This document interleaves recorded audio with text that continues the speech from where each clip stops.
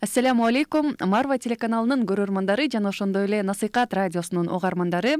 Эфирде сиздер аял коомдун тарбиячысы дегендей айымдар ааламы берүүсүн көрүп отурасыздар. Ал эми сиздер менен болгон мен Гүлзада Талайбекова. Кадырлуу көрөрмандар, бүгүн сиздер буюрса бала эненин күзгүсү деген темада кызыктуу маегибизди көрө аласыздар. Биздин эфирибизден алыстабастан биз менен бирге болуңуздар. Бүгүн бизде конокто балдар психологу жана ошондой эле педагог айымыбыз Рано Акматова болмокчу. Ассаламу алейкум Рано эже, бүгүнкү биздин эфирибизге кош келипсиз. Кош аксын. Эмесе маегибизди баштай берсек, эң эле алгач бала эненин күзгүсү деп атадык ушул теманы. Эмесе ушул теманын өзүн талкуулап өтсөк, эмне үчүн бала эненин күзгүсү деп ойлойсуз? Биз күзгүдөн караганда сырткы келбетибизди көрөбүз. Балабызды карап туруп биз өзүбүздүн жан дүйнөбүздү көрсөк болот да. Баланын ыйлактыгы, ынжыктаганы, таарынганы, бүт жүрүш туруштарын карап туруп, мындай түшүнгөн эне болсо өзүнүн кемчиликтерин таап көрө алса болот да. Баланын жүрүм турумунан, ошол ыйынан, кежирленгениненчи билимдүү көп окуган апалар ошол кемчиликтерин баланын мүнөзүнөн, баланын ыйлактыгынан өзүнүн кемчиликтерин таап оңдоп кетишет да. Бул жерде баланын баягы ыйлактыгын гана оңдобостон апа өзүнүн жан дүйнөсүн да ийреттеп алат да. Апанын эмне үчүн күзгүсү? Апалар өзүнүн баягы келечегинен тынчсызданганда, жан дүйнөсү ийреттүү эмес болсо, таарынычы көп болсо, балалыктагы баягы жаракаттары көп болгон болсо, өзүнүн денеси эч качан унутпайт да кичинекей кезиндеги жаракаттарынчы. Анан баласынын ыйынан же бир кылык жоругунан ошо кичинекей мезгилин эстеп туруп автоматтык түрдө жини келип кетип балага катуу уруп согуп коюп атышат да азырчы. Өздөрү деле мен билбей калдым, ушундай кыжырым келип кетти, уруп койдум дешет да. Ал бардыгы ошол мурунку балалыктагы калган травмалар бул жагында жаракат болуп сакталып кала берген да. Биз жаман, жагымсыз нерселерди эстегибиз келбей эле беките беребиз жан дүйнөбүзгөчү. Баардык жан дүйнөбүзгө чогула берет да, баягы таарынгандарыбыз, капа болгондорубуз, бир өзүбүздүн кыялыбызга жетпей калгандарыбыз. Анан беките беребиз, анан балабыздын кылык жоругунан, ошо ыйынан, сүйлөгөн сөздөрүнөн ошол жерлерибизге тиет да. Орутуу дегенде биз дароо балдарыбыз кежирленгенде апа андан ашып түшүп, кежирленип, бала андан ашып өтүп кетет да, баладан дагы ашып өтүп кеткен учурлар көп кездешет да. Ошондуктан биринчи балам ушундай суроолор көп келет да. Ыйлак, тил албайт, таарына берет, эмне кылсам болот депчи.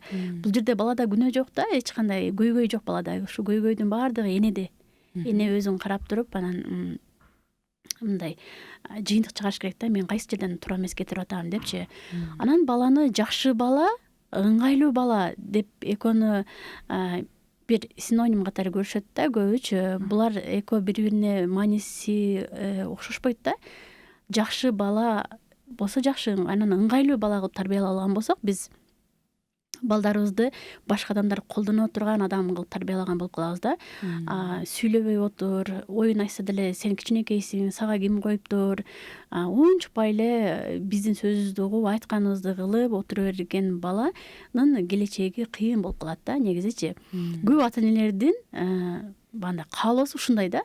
Балам тил алса, мен айткандын баарын кылса, каяка жумшасам жүгүрүп барып келсе деген сыяктуучу, бала өзүнүн көз карашын, оюн айтканга биз уруксат бербейбиз да. Балабыздын ыңгайлуу болушун каалаган болсок, анда биз туура эмес кылып аткан болобуз. Кийин келечекте бала өзүнүн жашоосунда кыйналып калат, бир сунуш киргизе албайт, өзүнүн оюн айта албайт. Баардыгы мени башкарып туруш керек, мага бирөө үйрөтүп туруш керек деген сыяктуу өз алдынча эчтекени кыла албай калат да бул балачы. Демек чечкинсиз болуу дагы ошондон келип чыгат экен да. Ооба, чечкинсиз, ооба. Ошондон келип чыгат. Жакшы айттыңыз. Ал эми биз апалар баланын ишеничине кантип кире алабыз? Ушул суроолор көп келет. Биз балабыздын ортосунда ишенич болуш керек, сый болуш керек да. Ушул эң маанилүү. Балдардын ишеничине кантип кире алабыз? Мисалы үчүн, көп эле бизде тойлорго эшитип барганда бала ыйлайт, ынжыктайт, анан биз баланы урушабыз да.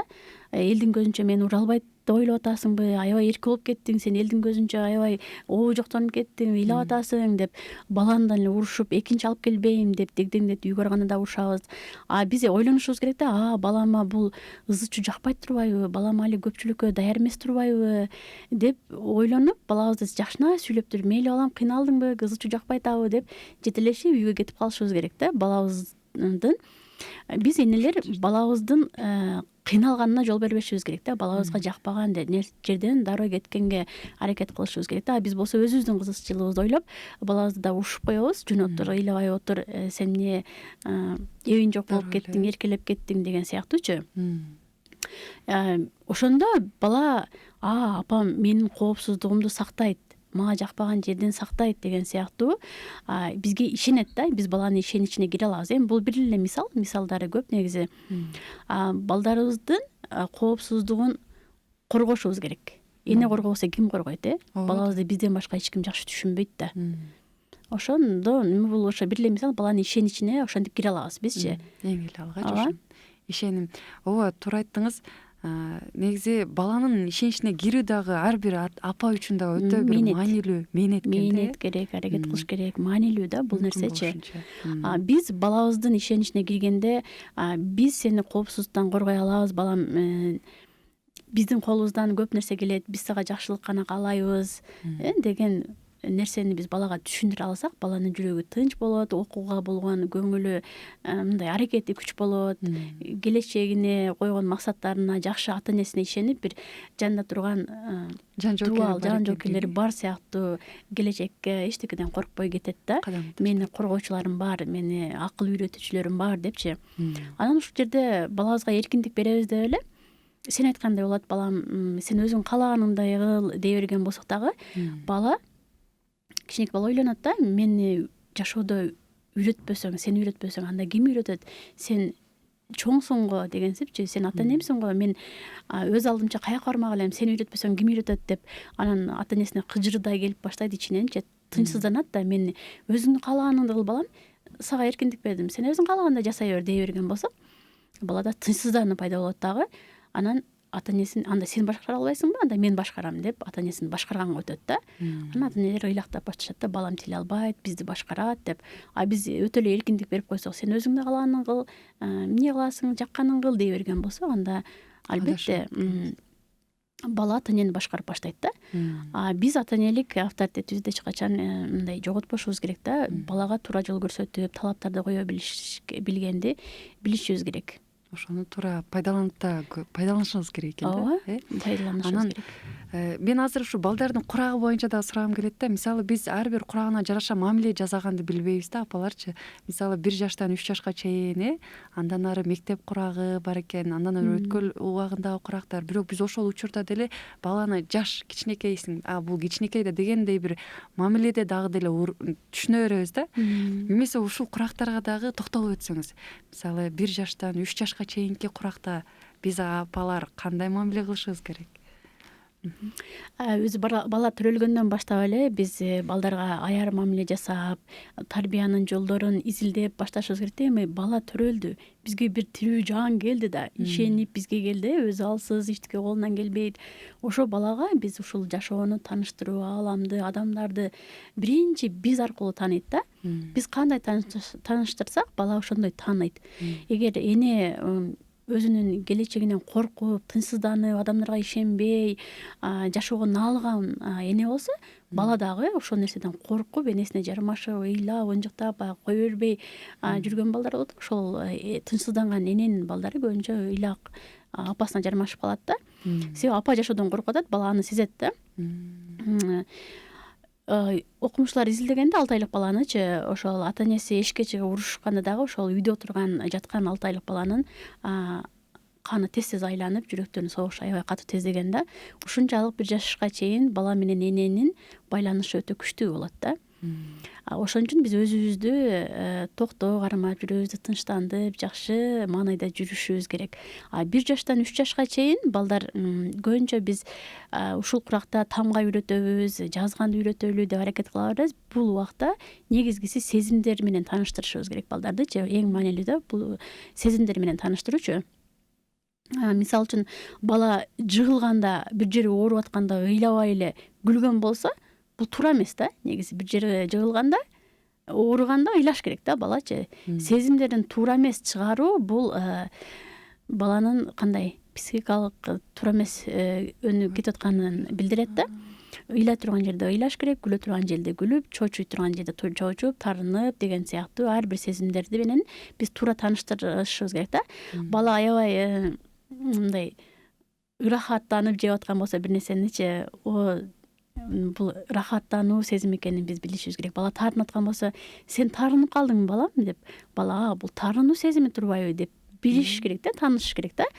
Ыйлап аткан болсо, сен ачууң келип атабы, эмне жакпай атат сага деп сурашыбыз керек да. Сөзсүз биз дароо эле ошол сезимдерин тыйганга аракет кылабыз. Чоочуба, эмне чоочуйсуң, мен сенин жаныңда турам го депчи. Бала чоочуганда дагы кичине кучактап, чоочуба балам, сен чоочуп кеттиңби, коркуп кеттиңби, мен турам жаныңда, бул деген эч нерсе эмес, ушундай деп түшүндүрүп, ошол нерсени түшүндүрүү менен биз балага тааныштырышыбыз керек да. Ыйлаба, чоочуба, эмне уяласың деп уялуу сезимдерин да тыя берген болсок, анда бала мен эле ушинтип сезимдерим чыгып кетет турбайбы, башкалардыкы чыкпай турбайбы деп баягы денебиз баары бир чыгарат да, уялуу бул сезимдер биз менен кошо төрөлгөндөн кийин чыгат турган нерселер да. Анан бала өзүн күнөөлүү сезип баштайт да, башкача, мен башкача өзү уялбашым керек эле, апам уялба деген, уялып кеттим го деп өзүн өзү жек көрүү, өзүн өзүнүн баалоосу төмөн болуп башталат да. Биз баланын сезимин тыйганыбыз менен, ыйлаба деп көз жашын тыйганыбыз менен бул жактагы жүрөгүнүн ыйын тыйдык деп гарантия бере албайбыз да. Көзүнүн жашын чыгарбаган менен балабыздын жан дүйнөсүндө кыйналып кала бериши мүмкүн да. Ушул учурда 1 жаштан 3 жашка чейин ушу сезимдер менен тааныштыруу процесстери жүрүш керек. 3 жаштан кийин ошо сезимдерин колдонуу кыймыл аракеттери менен практика жүзүндө кетет да. Анан бала 2 жашында апаларды изилдөө процесстери жүрөт да. 2 жашындачы бала баардык нерсени кармап көргүсү келе берет го, шыпыргыны, калакты алып деле сүдүрөп, баардык нерселерди сүдүрөп. Биз ошолорду балага зыян алып келчү нерселерди албаганга аракет кылышыбыз керек, түшүндүрүшүбүз керек. Бала биринчи ынжыктайт, аламда ыйлап көрөт, биз кайта түшүндүрө беришибиз керек. Биз эми ыйлап басылат да, бул бала түшүнбөйт эчтекен деп түшүндүрбөй коебуз да көп учурдачы. Анан бала өзүн алсыз сезип, эмнеге түшүнбөй дагы жөн эле апасын баягы мага көңүл бурбай айтат деген боюнча таарынычтарын жагымсыз сезимдерге алып кетет да. Анан 1,5 жаштан баштап бала баягындай, мисалы үчүн колунда жеп аткан печеньясын түшүрүп ийген болсо, бала апасы иш кылып, жумуш кылып жүргөндө жүгүрүп келип кайта печеньясын карматып койгон болсо, бала ыйлайт да, печеньям табылбай калды депчи. Ыйлаганда кайта печеньясын апасы карматып коет. Карматып койгондо, мен ыйлаганда эле печеньям кайта пайда болуп калды го дейт да, балачы ойлонот да. Анан жакшы экен, дагы бир сире ыргытып көрөйүнчү деп дагы түшүрүп ийет. Анан кийин печеньясы пайда болбойт, кыйкырып ыйлай баштайт. Ыйлаганда кайта печенья жүгүрүп келип пайда болуп калат да. Жакшы турбайбы деп анан апасын ушинтип изилдеп сырын ала баштайт да. Мен кыйкырып ыйлаганда апам келе калып, ушундай пайда боло калат турбайбы депчи. Биз сырыбызды алдырбаш үчүн бул жерде бала печеньясын түшүргөндөн кайта алып печенья кыйкырып ыйлаганда да пайда болбош керек. Анын ордуна мүмкүн башка оюнчук, башкача конфетпи же бир нерсе, башка нерсе келиш керек да. Бала дейт да. Анан мультик көрүш үчүн, телефон кармаш үчүн апаларын бандай ар кандай кылып башкарып көрөт да. Ыйлай, жерге жатып алат, кыйкырат, бир нерселерди ыргытышы мүмкүн. Апасын изилдеп атат да. Канткенде апам көнөт ушуга. Мультик коюп берет, телефонду мага берет, канткенде. Анан балдардын энергиясы күчтүү, чарчабайт да булар. Бир күн кечке деле ыйлап бере алышат да, өзүнүн максатына жетиш үчүнчү. Апа аларга жеңилбеш керек да. Биз бак кыйкырып ыйлай берсе, алчы телефонду, жаман ыйладың го дегенде, апам ушинтип көбүрөөк ыйласам анан мага берет экен да бир нерселерди, мен өзүм максатыма ушинтип жетсем болот экен да деп ушул 2 жаштан баштап балдардын изилдөөлөрү башталат. Биз ошондо сырыбызды алдырып койгон болсок, болду, бала биздин сырыбыз менен бизди башкарып алат да. Биздин нервибизге тийген ошо ыйын колдонуп баштайт да, өзүнүн максатына жетиш үчүнчү. 3 жашында болсо, бул 3 жаштагы кризис өзү 1,5 жашта, 2 жаштагы кризис, 1 жашта кризис бар деп коет, бирок буга мен кошулбайм. Бул жерде кризис эмес, балдардын өнүгүү процесси жүрөт да. Бул учурдачы басат, жөрмөлөйт, кыймыл аракети, бир буюмдарды таануу, бул өнүгүү процесси да. Бир жашка чейин баягы кыймылдабай эле, жөрмөлөбөй эле жаткан мезгилден анан кыймыл аракети, өнүгүү процесси жүрүп баштайт да. Бул кризис эмес, себеби апа баягы жаткан балага эле көнүп калган үчүн кыймыл аракет башталганда апа кичине кыйналып калат да. Анан кийин 3 жашындагы кризис деп дегенге кошулам. Бул себеби 3 жашында бала өзүн бөлөк адам экенин сезип, өзүнүн көз карашы, менин сөздөрүмдүн маанилүүлүгү дагы бар экенин сезе баштайт да бала. Анан ошол сөздөрдүн колдонуп баштайт. Мен өзүм жок кылбайм, тамакты өзүм жейм, мен өзүм кийинем, эшикке чыгам, өзүм ойноп келем деген сыяктуу өзүн чоң адам сезип баштайт да. Мен деле ушуларга окшогон чоң адам экенмин да, мен деле өзүм каалаганымды кылсам болот экен да деген сыяктуу ошол жерде көп конфликттер башталат. Биз бала жок деген болсок, жок дегенде биринчи көз карашта, биринчи учурда кошулуп турушубуз керек да. Эгер баланы сага ким коюптур жок дегенди, башымды оорутпачы кел деп урушуп койгон болсок, сен кичинекейсиң али деп баланы басынтып койгон болсок, анда бала коем ата энемдин урушканын көрбөйүн, урганын көрбөйүн деп анан жок деп айткысы келсе дагы айтпай ичине сактап жүрүп, анан кийин дагы чоң адамдарга өзүнүн максаты жок, ыңгайланышкан, баардыгына макул боло берген адамга айланып калат да. Башка адамдар пайдаланган адамга айланып калат да. Ошон үчүн биз балдарыбыздын ийгиликтүү, эч кимге көз карандысыз, акылдуу, өзүнүн оюн айта билген адам болуусун кааласак, ошол 3 жашында дагы жок деген сөздөрүнө маани берип, биз эгер балабыз менен урушуп калган учурлар кездешет го, таарынышып калган учурлар, кел балам жарашалы дегенде балабыз жок деген болсо, бас бер ага деп урушуп келип жарашып алганыбыз болбой калат. Жарашкым келбейт, жарашкым келгенде кел, мен сага, менин ачуум жазылып кетти, мен даярмын жарашканга, сен даяр болгондо кел жарашабыз экөөбүз десек, балабыз макул деп бир күндө жетпей эле кайта келип калат да апасы менен жарашкан үчүн. Анан апасын аябай жакшы көрөт да. Ушул бала ушу 5 жашка чейин апасы кандай абалда болбосун, жүдөгөн апабы, кыйналган апа болсо дагы бул бала үчүн дүйнөдөгү эң сулуу, эң мээримдүү апа көрөт да балачы. Ушул учурда апасы үчүн баардыгына даяр. Биздин кыйналганыбыз, биздин ойлаганыбыз бул балдарга аябай катуу тиет жүрөгүнөчү. Биз бактылуулукту балдарыбызга өзүбүз бактылуу жашап көрсөтүшүбүз керек да. Эми мен жашашынча жашадым, эми чоңоюп калган балдарыбызга делечи. Мен эми кыйналып калдым, эми сен бактылуу бол, биз болушунча болдук эми деген болсок, баланын башы ошондо точно айланат да. Кантип бактылуу болушум керекти билбейт. Биз бактылуу жашашты балдарыбызга көрсөтүшүбүз керек да. Сөз менен айтып, акылдуу сөздөрдү айтып койдук, мен баламды тарбиялап атам. Эми акылдуу сөздөрдү айтып тарбиялайбыз го. Мен кыйраттым болду, сонун сөздөрдү айтып койдум десек жаңылышабыз. Балабыз бизден үлгү алат да. Биздин өзүбүздүн жүрүм турумубуздан, биздин сүйлөгөн сөздөрүбүздөн үлгү алат да. Биз сүйлөгөн сөзүбүз башка, өзүбүздүн жүрүм турумубуз башка болуп аткан болсо, анда балабыз биздин жүрүм турумубузду тандайт да. Сөздөрдү мааниси кетип калат. Айта берет, өзү аткарбайт деген сыяктуучу. Туура. Анан мектепке баруу курагы башталат. 6-7 жаштан тиштери алмашып, коомчулук аралашуу башталат да. Балдар ага чейин үйүнөн чыккан эмес, ата энесинин гана тарбиясын алып келген болсо, азыр эми мектепке классташтар, мугалимдер менен аралашуу бул деле болсо балага кыйынчылыктарды туудурат да, биринчи баргандачы. Айрыкча денесинде өзгөрүүлөр пайда болот. Ушул мезгилинде скелеттердин өнүгүү процесстери жүрөт да, ушул жашта маанилүү. Ошондо балабыздын келбетине көңүл бурсак болот. Түз бас, түз отур деп, эгер балабыз сумкасын кыйшак көтөрүп, кыйшак отуруп калган болсо, сөөктөрү ошондой өсүп калуу коркунучу бар да. Сүйлөгөн сөздөрүнө ушул жашта биз маани беришибиз керек. Балдабыздын жакшы баа алып кел, окуй албай атасың, жаза албай атасың деп эле урушо бербей, балабызга дайыма колдоо көрсөтүшүбүз керек. Ушул мектеп курагында мисалы кээ бир бизде эми эки тараптуу карасак деле болот экен. Кээ бир ата энелер бир тараптан ушу салыштыруу жагына күчтүү да. Сен тигин карабайсың, бул мындай жакшы окуп атат, сен мындай болуп атасың, сен эмнеге мынча алып калдың, же болбосо макул бир 4 алып келсе эмне үчүн сен 4 алдың, 5 алышың керек эле. 2 алып келсе болсо таптакыр эле урушуп, бир бурчка такап коюшат. Анан бул биринчи маселе. Анан экинчи маселеде кээ бир балдар мындай тескерисинче да, буну жаза апаңа айт десе жок, апам билбейт.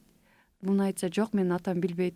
Өзүңүз эле кылып бериңизчи, өзүңүз эле айтып коюңузчу деп ушинтип калат да. Ушул маселенин кантип оңдосо болот? Ушу салыштыруу аябай жаман нерсе да, баланын жүрөгүн ооруткан салыштыруу да. Эгер бизди деле апа, мына досумдун апасы аябай сонун экен, балдарына сонун мамиле кылат экен, сонун тамактарды кылып берет экен, сиз деле ошондой болбойсузбу деген болсо, биз дары эле ачуубуз күйүп жүндөнүп, бар ошону апа кылып алам да деген сыяктуу урушабызга. Биз балдарыбызды болсо кеңири салыштыра беребиз да. Бул өтө балдардын жүрөгүн ооруткан нерселер. Көп кат келет да магачы, күнүгө бир 20-30-50ден кат келип турат. Көбү ошо салыштырган, мен кичинекейимде салыштырып жүрүп аябай кыйналганмын деп жазышат да көпчүлүгүчү. Баланы биз өзүнө гана салыштырышыбыз керек да, өзү менен өзүн гана. Кечеги күнгө караганда бүгүн сонун окуп калдың, кечеги жазмаңан бүгүн жакшы жазып калдың деген сыяктуучу. Балабызды дайыма мактоо үчүн бир шылтоон табып турушубуз керек да. Сен сонун түп-түз отуруп калыпсың, коюп түп-түз басып келдиң го деген сыяктуучу. Таза жазыпсың, такыр эми балабыз окуй албай аткан болсо деле дептериңди таза кармайсың, сумкаң ичи таза балам, азаматсың деген сыяктуу балдарыбызга ушинтип мактоо менен дем күч берсек болот да. Бирок эч качан жалган мактоо балдарыбызды артка кетирет да. Балдарыбыз кыла албаган нерсени айтып мактаганыбыз балабызга жагымсыз сезимдерди калтырат, аябай ичинен кыжаалат болот.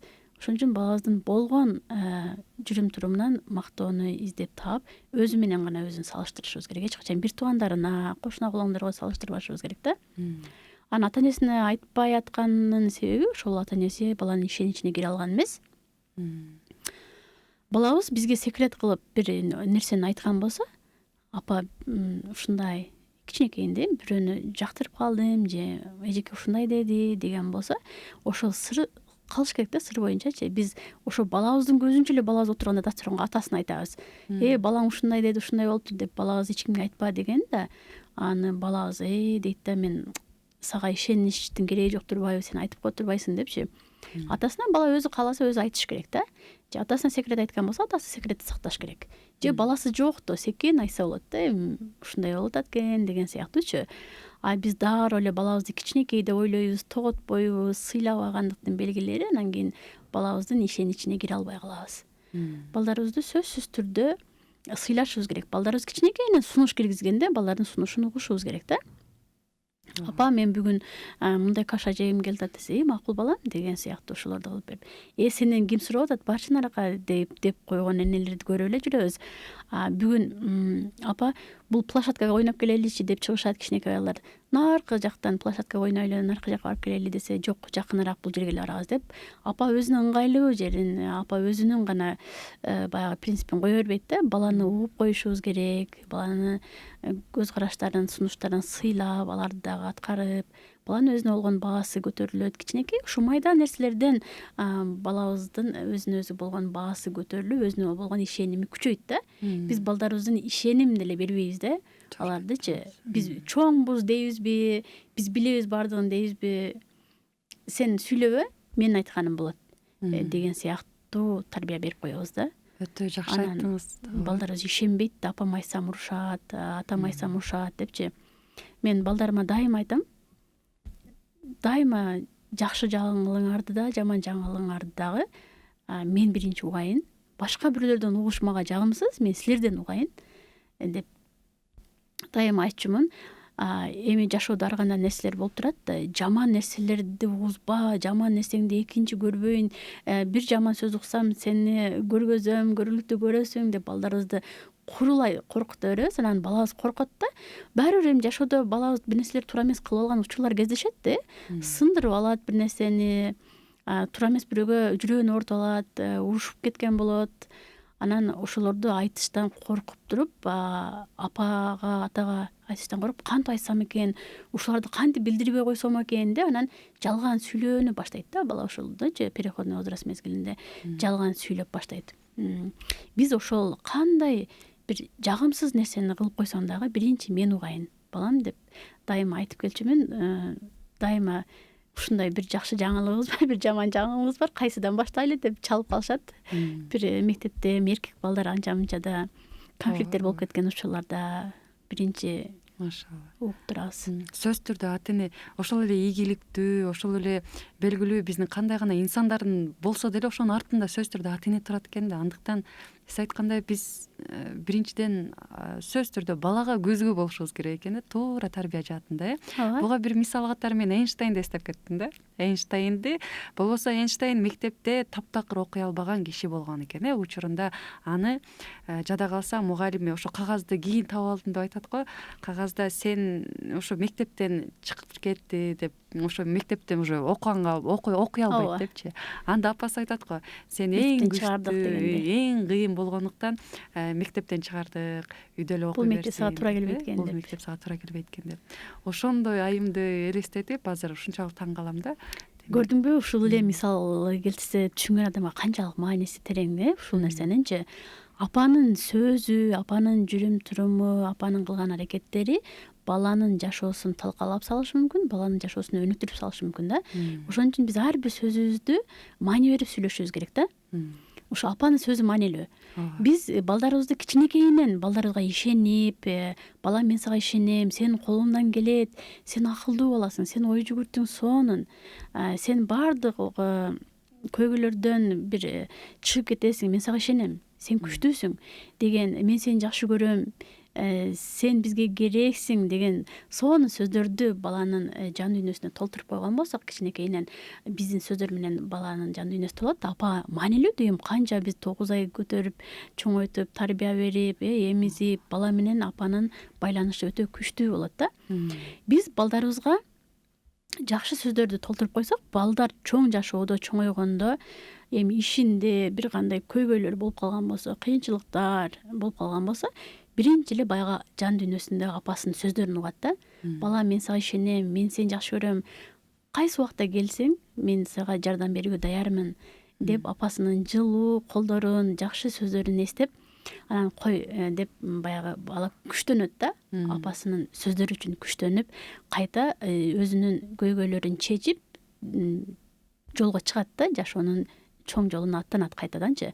А эгер ошол эле балага апа жаман сөздөрүн толтурган болсо жан дүйнөсүнөчү, сен колуңдан келбейт, сен дайыма адашасың, сен кармабай эле кой, сен сындырасың, сен дайыма ушундайсың, паланчага окшобойсуң деп салыштыруулар ичиндеги элестет, ушундай апасынын баласына болгон ишеними жок жагымсыз сөздөр, сени бала кылбайм мен, сени жаман көрүп калдым деп биз ойноп айткан менен бала чындап бардыгын сиңире берет да.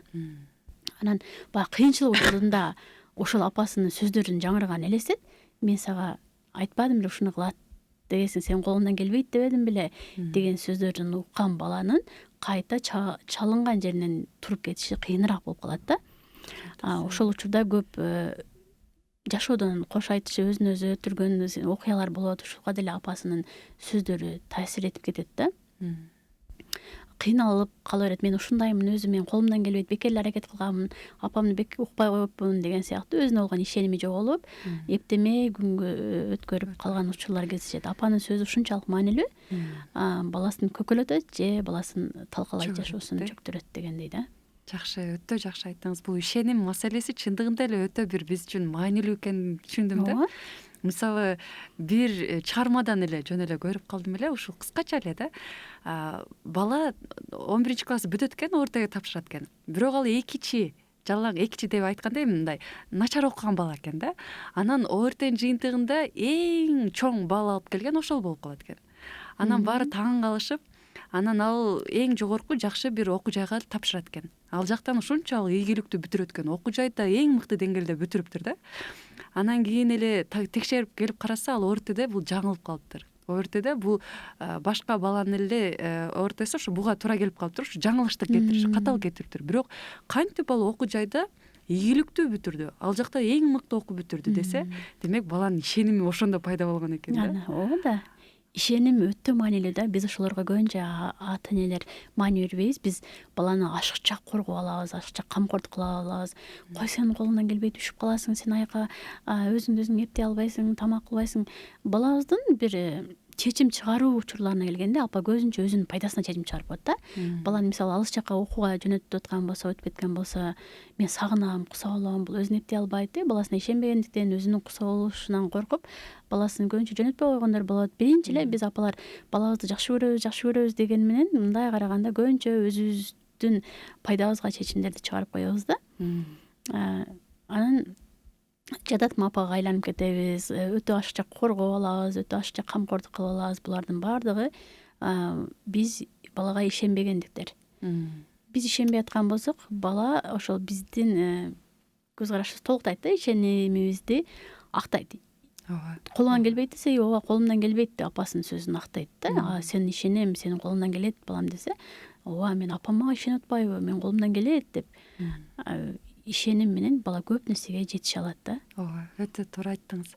Анан өткөл курак боюнча сурагым келет сизденчи. Анткени өткөл курак бул дагы өтө татаал курактардын бири го. Ошол курактан өтүш дагы мисалы көптөгөн тыюулар салынат ошол учурда, сен буну кылба, сен эшикке көп чыгып атасың, же телефонду көп көрүп атасың, же мындай кылып атасың деп. Ушул маселеде кантип ата эне мындай туура мамиле кылып өткөрсө болот? Өткөл куракта эмне үчүн балдар да кыйналат, ата эне да кыйналат? Эгер кичинекейинен тарбияны туура кетирсе, бала менен апанын ортосунда ишеним болсо, сый болгон болсо, бирин бири жакшы түшүнгөн болсо, бул өткөл курактан кыйналбай эле өтүп кетет да. Негизи көбүнчө туура эмес мамилелер, бирин бири түшүнбөгөндүк, ишеним жоктугунан ашыкча коргоп алган апалар өткөл куракта кыйналат. Себеби кандай мамиле кылышын билбейт балагачы. Балдар болсо эмне үчүн кыйналат? Балдар өздөрүн өздөрү түшүнбөй турган учур келет да. Азыр мурун 11-12 жаштан башталат десе, азыркы заманга байланыштуу бир өткөл курактар 9 жаштан дагы башталып аткан учурлар кездешип атат. Буларда бүт денесинде чоңоюп атпайбы? Эркектин гормондор, женский гормондор өз алдарынча көбөйүп, организмдери чоңоюп, мээлеринде дагы жан клеткалар пайда болуп аткан учурда балдар өздөрүн өздөрү түшүнбөй, денесин башкара албай калат да. Бул учурдачы эмне болуп атканын түшүнбөйт. Ошол учурда ата энесинин колдоосу керек да балагачы аябай. Биз колдоо кылбай кайта балдарыбызды түшүнбөй, эмне болуп калгансың, эмне эшикти катуу жаптың, эмне короңдоп атасың? Балдардын үндөрү дагы чоңоюп, короңдоп баштайт да. Деп баланы ого бетер кысым көрсөтө беребиз да. Бул учурда биз балдарга колдоо көрсөтүп турушубуз керек. Эми бул учурда балдарга достору биринчи орунга маанилүү болуп кетет, ата энесинен дагы. Эмне бар, досторуңдун үйүнө жатып ал, эмне досум деп калгансың деп досторуна асылбай турушубуз керек ушул учурда. Балдарыбыздын келечегин пландап, түзүп беришибиз керек да. Ушундай сен ушул окууга чогуу окут жайын тандап, ушуга окуйсуң, анан мындай кесип, анан үйлөнөсүң деген сыяктуу келечегин сонун жаркын кылып түзүп берүү биздин милдеттердин бири да. Ушул учурда азыр бир мектептен кайрылуу келди. 12 жашар, 15 жашар балдар катар сын алды, келип бериңиз депчи. Кудай буйруса мектептерди, айылда мектептерди кыдырып, өзүбүздүн болгон ата энелерге бөлөк чогултуп сүйлөп, ушул өткөл курактан кантип өткөзүп алыш керек балдарды, балдардын өздөрүн чогултуп аларга башка сүйлөп берели деген ниеттерибиз бар. Венера Боготаева менен Кудай буйруса бүт айыл жергесинде мектептерди чакырган жерлерге барабыз деген ниеттебиз. Бул куракта балдар эмне үчүн асын алат деп окумуштар изилдегенде эки эле себеп табышкан да. Эки эле себеп. Биринчиси, балдар өзүнүн келбетин кабыл ала алышпайт да. Баягы биз кичинекейинен помпогум, делдешкам деп эркелетебиз, бир жакшы сөздөр менен. Өткөндө бири кат жазганда, мен баламды делдешкам деп эркелетем, балам аны нормально эле кабыл алат деп ойлойм дейт да. Сиз ошентип ойлоп атасыз дедим да. Балаңыз кантип ойлоп атканын сурап көрдүңүзбү? Бул жагымсыз нерсе болот да. Анан балдар ошол өзүнүн келбетинин кемчиликтерин таап, ошолорду кабыл ала албай калган учурда ошол өзүн өзү өлтүргөнгө келет экен. А экинчи себеби балдар өзүнүн келечегин көрө албаганда. Ата энесин наалайт, эми карыз бар, кантип жашоо кыйын, өкмөт күнөөлүү, адамдардын баары жаман, эч кимге ишенип болбойт деген сыяктуу наалыган сөздөр көп айтылган болсо, үй бүлөдө балдар келечегинен коркуп калышат дагы. Анан ошол учурда дагы келечегин көрө албаганда, максаты жоктугунан өзүн өзү өлтүрүүгө барат экен себептер. Анан үчүнчү себеби бул аз эле процент болот, бирок көп учурда бала кичинекейинде өлүм жөнүндө сураганда биз дароо эле коркуп кетебиз го, көзүбүз чакчайып эле, мындай болуп эле. Сен кичинекейсиң, али кийин чоңууну өзүң билип аласың, же сүйлөбө мага экинчи өлүм жөнүндө деп койгон болсок, бала оотер коркуу менен калып калат да. Эмне үчүн апам коркуп кетти ушул суроону бергенде депчи. Биз балдарга кичинекейинен ошол 3 жаштан өтүп, ошо мектепке жаңы барып атканда 9 жашар, 7 жаштардан баштап кызыгып баштайт да, өлүмдү билип түшүнүп баштайт да. Анан биз аларга жакшынакы түшүндүрүп коюшубуз керек да, өлүм бар, ооба. Бирок мен өлүшүмө да көп бар. Бала мага чейин окууну бүтүшүң керек, университетти бүтүшүң керек, үйлөнүшүң керек, балалуу болушуң керек, сага той беришибиз керек, үйлөшүбүз керек деген сыяктуу. Анан балага аябай көп көрүнүп кетет да, анан да көп бар турбайбы деген сыяктуу жүрөгү тынчтанып калат да. Карып анан кийин дагы али бери көп бар, аны ойлонбой эле коелу, көп жыл жашашыбыз керек дагы депчи деген сыяктуу түшүндүрүп койгон болсок, баланын жүрөгү тынчтандырып коебуз да. Анан ошол өлгөндөн кийин жашоо бар дейт, анан өлүп көрөлү деген сыяктуу ата эне өзүн өзү өлтүрүп көрүшөт. Ушундай учурлар кездешет, бирок аз санда. Азыркы балдар акылдуу, интернеттен баардыгын билишет. Булар аз процент эле болушу мүмкүн да. Эки себеби ошол, биринчи өзүн кабыл албагандык, экинчи максаттын жоктугу, келечегин көрө албагандыктан өзүн өзү өлтүрүшөт. Өткөл куракта балдардын келбетине биз асылбай турушубуз керек. Өзүнүн келбетин бир кемчиликтерин жабыш үчүн чачтарын өстүрүп алышы мүмкүн, ар нерсеге боеп, жыртык шымдарды, өзүнүн чоң кийимдерди кийип алышы мүмкүн. Биз эмне кийип алдың, кебетиңе келиштирбей, жакшыраак кийим кий деп ушундай кийимдерине, келбетине асылбай турушубуз керек. Бул убактылуу эле нерсе, бул өтүп кетчү нерсе. Биз ошо балдарыбыздын ошо кемчилиги менен, ошол кебетеси менен, баардыгы менен жөн гана сүйүп, мээримибизди берип турушубуз керек да, ушул убактачы. Машалла, жакшы.